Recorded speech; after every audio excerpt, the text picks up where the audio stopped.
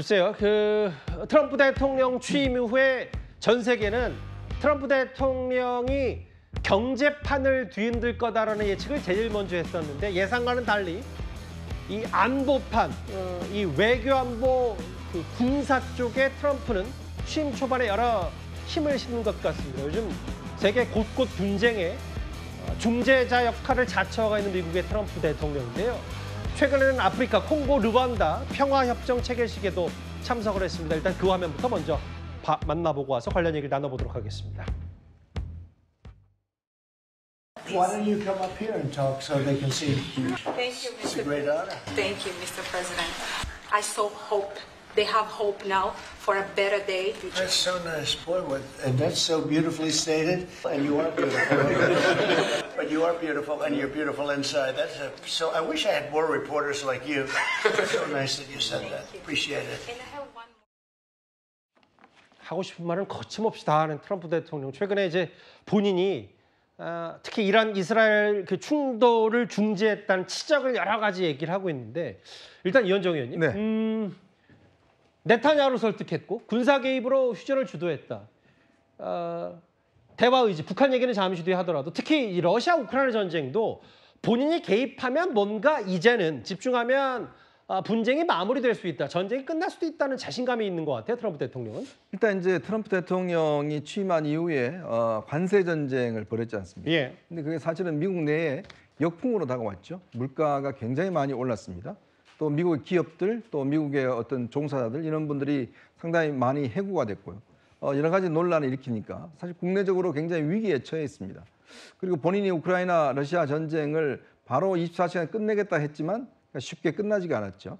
자, 그러다 보니 이제 점점 지지층 내에서도 그럼 한 게 뭐냐라는 그런 어떤 비판에 직면해 있는 상황에서 결국 이란과 이스라엘 전쟁에 직접 참전함으로 인해서 사실상 큰 성과를 얻어냈지 않습니까? 일단 현재 전쟁에서 일단 미국의 힘을 일단 보여줬고 또 해결할 수 있다라는 그런 어떤 가능성을 보여줬기 때문에 그게 굉장히 아마 트럼프 대통령이 지금 업이 된 것 같아요. 그러니까 그런 상황에서 이제 본인이 어떤 국제적 분쟁의 어떤 해결사, 즉 미국이 가지고 있는 압도적인 어떤 이 무력 역량 이걸 가지고 해서 세계 분쟁의 어떤 이 해결사 역할을 좀 자처를 하는 것 같습니다.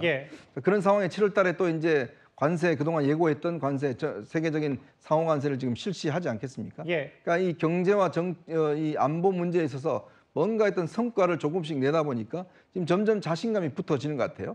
이제 그런 상황에서 이제 남아 있는 것은 결국 러시아 우크라이나 전쟁을 끝내는 것. 그다음에 이제 북한과의 어떤 관계. 지금 북한과의 관계도 아마 트럼프 대통령이 친서를 보냈지만 북한이 일단 수정을 거절했다는 보도가 있었지 않습니까? 그러게요. 아마 그런 부분에서 본인이 조금 더 뭔가 평화의 어떤 전도사 뭐 그런 것들은 어떤 이 본인의 어떤 이 프라이드를 가지기 위해서 어떤 노력하고 있는 상황이 아닌가 싶습니다. 이현정 의원님 질문 하나만 더 하면 뭐 우리나라에서 사실 몇몇 정치권에서 아예 뭐 트럼프 대통령 노벨 평화상 추천하자 뭐 이런 얘기도 있었는데 실제로 백악관 분위기나 미 워싱턴 DC 조야에서도 공화당과 뭐 미 정부, 백악관, 트럼프 대통령 스스로도 노벨 평화상 욕심을 숨기지 않고 실제로 받을 수도 있다고 생각하는 모양이더라고요. 그렇죠. 그러니까 예전에 오바마 전 대통령이 이제 노벨상을 수상했듯이 마찬가지로 지금 본인이 가지고 있는 어떤 이런 성과, 사실은 트럼프 대통령은 마이너였으면 즉 비주류였죠.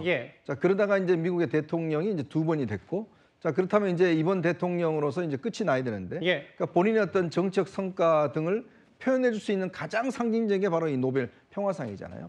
이제 그런 것들이 아마 이제 이번에 있는 가자 지구 문제, 그다음에 이란과의 문제, 뭐 이런 국제적 분쟁들을 해결했다라는 것들로 해서 아마 이 노벨 평화상을 강력하게 노릴 것 같습니다. 일단 화면을 다시 한번 보실게요. 뭐 최고 평화의 중재자다.